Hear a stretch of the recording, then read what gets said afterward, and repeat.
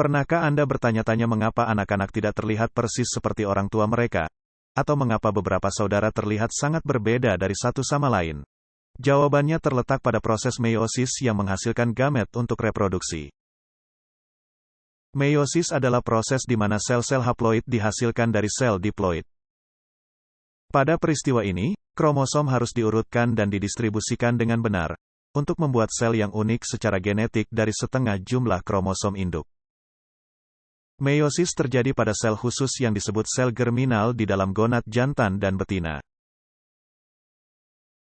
Untuk berhasil mengurangi jumlah kromosom pada sel anakan haploid yang baru, diperlukan dua tahap pembelahan. Tahapan ini adalah meiosis 1 dan meiosis 2. Meskipun proses mitosis dan meiosis terlihat serupa, namun terdapat beberapa perbedaan yang sangat jelas, yaitu mitosis menghasilkan 2 sel anakan diploid, sedangkan meiosis menghasilkan 4 sel anakan haploid.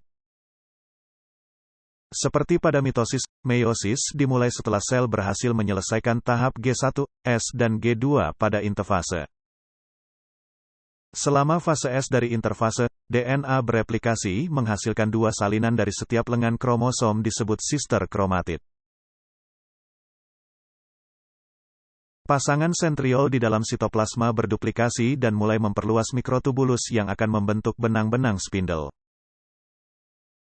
Sister kromatid menebal dan melekat pada sentromer menandakan sel telah memasuki tahap profase 1. Sampai titik ini, sel terlihat mirip dengan mitosis, tetapi 2 peristiwa terjadi pada meiosis yang tidak terjadi pada mitosis.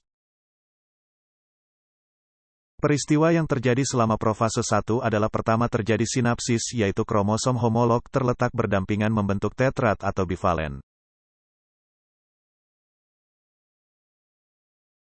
Setelah struktur ini terbentuk, peristiwa yang kedua adalah terjadi crossing over atau pindah silang.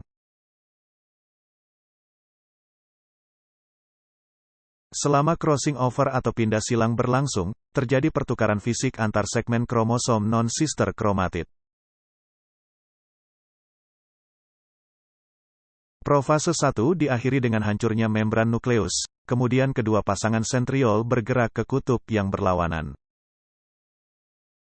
Dalam pergerakan sentriol, benang-benang spindle ikut memanjang. Pada prometafase 1, kedua pasangan sentriol berada di kutub yang berlawanan. Benang-benang spindle sudah sepenuhnya terbentuk. Sister kromatid melekat pada benang spindle dengan kinetokornya. Perbedaan utama lainnya antara mitosis dan meiosis, yaitu pada meiosis kromosom homolog tetap selaras sehingga sepasang sister kromatid hanya terikat oleh mikrotubulus kinetokor pada satu kutub. Sedangkan pada mitosis, masing-masing sister kromatid melekat pada benang spindle yang berasal dari kutub berlawanan. Dalam metafase 1, kromosom homolog terlihat sejajar pada bidang ekuator. Pada anafase 1, benang spindle memendek mengakibatkan kromosom homolog terpisah lalu bergerak menuju kutub yang berlawanan. Meiosis 1 diakhiri dengan telofase 1, di mana kromosom atau sister kromatid berada di kutub, lalu membran nukleus terbentuk menyelubungi kromosom. Kromosom tidak memadat lagi, dan benang-benang spindle menghilang. Selanjutnya terjadi sitokinesis, yaitu memisahnya sitoplasma dan membagi sel menjadi 2 sel anakan. Produk akhir meiosis 1 adalah 2 sel haploid. Pada awal meiosis 2, kromosom tidak mengalami replikasi DNA. Sentriol berduplikasi lalu mulai bergerak ke kutub yang berlawanan, dan benang-benang spindle ikut memanjang. Membran nukleus hancur, sister kromatid menebal sehingga kromosom tampak jelas.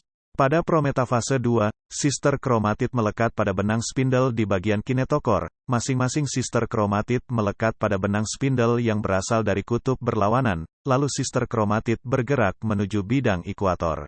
Pada metafase 2, sister kromatid berada sejajar di bidang ekuator. Pada anafase 2, benang-benang spindle memendek dan menarik sister kromatid dari arah berlawanan sehingga berpisah menjadi kromatid, selanjutnya kromatid bergerak menuju ke kutub. Pada telofase 2, kromatid berada di kutub disertai terbentuknya membran nukleus yang menyelubungi kromatid. Kromatid tidak memadat lagi dan menjadi kromatin. Selanjutnya terjadi sitokinesis, yaitu memisahnya sitoplasma sehingga dua sel anakan membelah menjadi 4 sel anakan haploid. Sel anakan haploid ini akan terspesialisasi menjadi gamet, yaitu sel sperma dan sel telur.